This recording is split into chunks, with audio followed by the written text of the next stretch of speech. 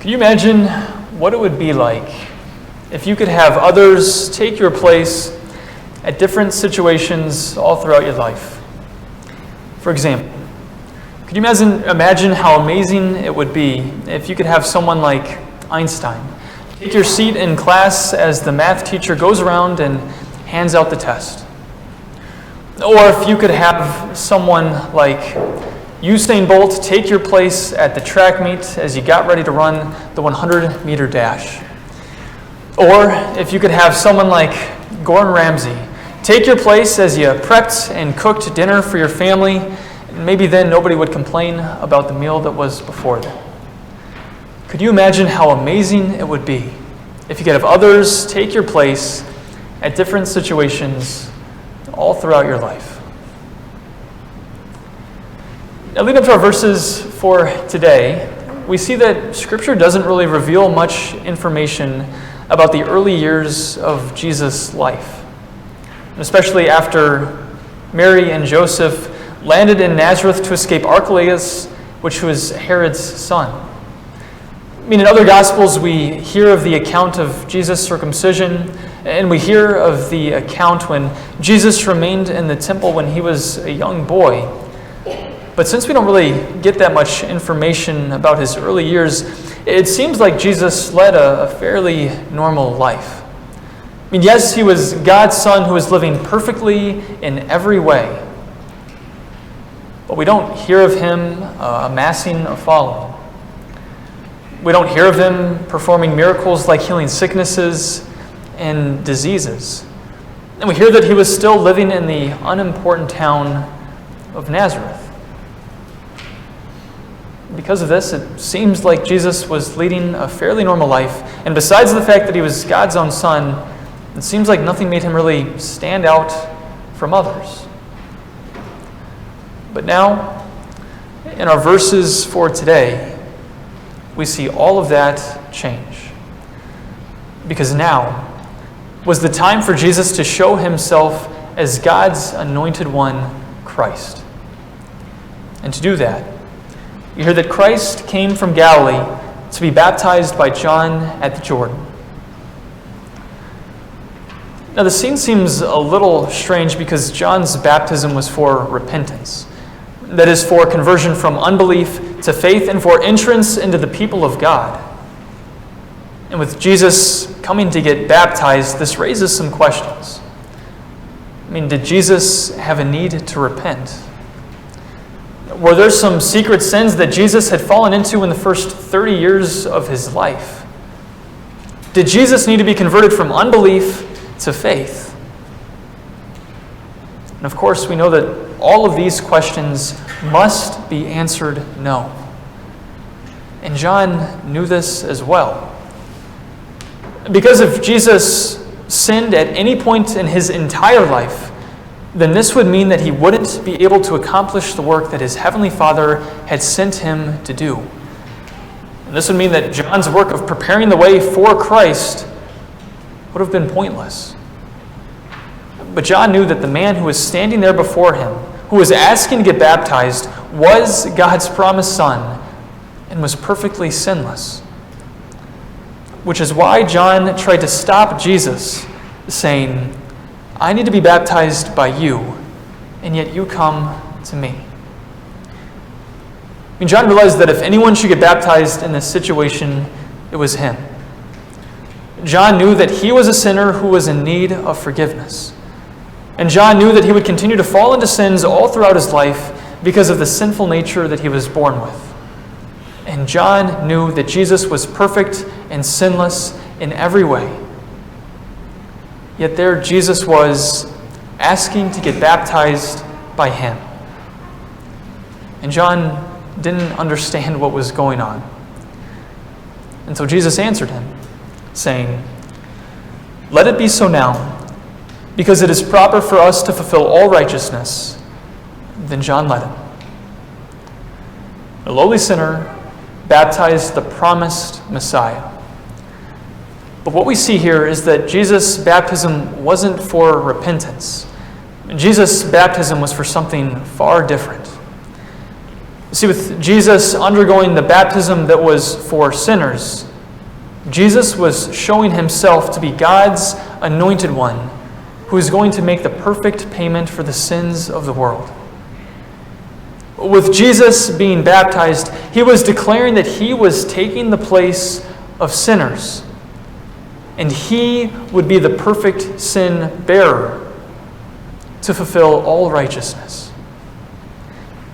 And all righteousness is really referring to the entirety of Christ's life, where not once did he ever stray from his heavenly Father's will, and really all righteousness ultimately points to what Christ would do on the cross, offering up his perfect and holy blood to make that payment for the sins of the world. And after Jesus was baptized, we hear of a remarkable scene taking place. Suddenly the heavens were opened for him. He saw the Spirit of God descending like a dove and landing on him. And a voice out of the heavens said, "This is my Son whom I love. I am well pleased with him."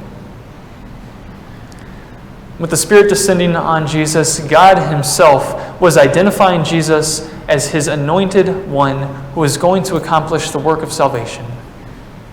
And we hear that he was well pleased with Jesus. And this is really the opposite of how God felt about sinful mankind. And if we go all the way back in Genesis, we hear that when God looked at the earth, he saw that the inclination of human hearts was only evil all the time. And God was sad and angry with how sin had completely turned his people against him. But now that God was well pleased with his Son, here at his baptism, where we see him taking the place of sinners, as we see that God would be well pleased with his Son as he would go to the cross, where he would make that payment for the sins of the world. We know that when God looks at those who trust and believe in his Son through faith, that he is well pleased with them, because he no longer sees their sins, but he sees the perfect life of Christ in their place. What does this account that happened 2,000 years ago mean for us today? There's no denying that it's a beautiful scene with the Holy Spirit descending on Jesus and God the Father saying that this is his Son with whom he is well pleased. But why should we take the time to focus on this message this morning? Well, it's because we all have a deep need for Jesus to serve as our substitute. And sometimes the outward circumstances in our life might convince us that our need isn't really that great. Maybe you're a shining example of what it means to be a Christian, faithfully coming to church, boldly proclaiming the truth of God's word to friends, family, and loved ones, looking for any and every opportunity to help those who are in need, whether it be with food, clothes, money, or anything else. And while living our faith in these ways is something that is admirable and something that we should all desire to do, we need to be careful because our sinful nature can lead us to look at the good works that we do and to think that we're worthy because of them. And after all, if we perform all kinds of good works throughout our life, this should count for something, right? But when thoughts like this arise, we need to refocus ourselves on the one thing that truly makes us worthy in God's sight. And like John, we first need to remind ourselves of our own unworthiness. And really, if anyone had a claim to call themselves worthy because of how they lived, it was John the Baptist. He was the forerunner to the promised Messiah, and he did this work faithfully, boldly proclaiming the truth of God's word to anyone he came into contact with. And we even heard a couple weeks ago of how John's bold proclamation led him ending up in a prison cell. And even though John lived a faithful life in service to Christ and to God, we see in our verses for today how John recognized that he had a deep need for his Savior. And we all have that deep need as well. That apart from Christ, we are unworthy and unable to earn our way into heaven. This is because we fail to meet the standard of perfection.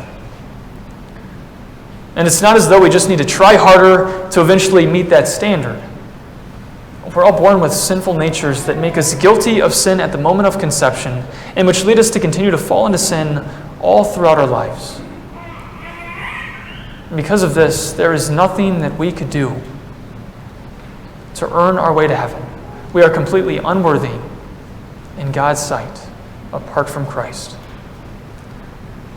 And this is why we need Jesus to serve as our substitute.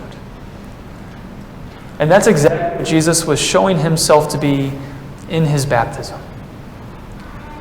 And even though Jesus knew what this would mean throughout his entire life, Jesus willingly came to John to be baptized so that he could take the place of sinners, because Jesus desired to fulfill his heavenly Father's will in living the perfect life in our place, so that he would then go to the cross and shed his holy and precious blood to win forgiveness for the sins of the world. It was a difficult task that Jesus was undergoing, but it was one that he underwent with love in mind. And we see that Jesus' work of accomplishing our salvation really started right away.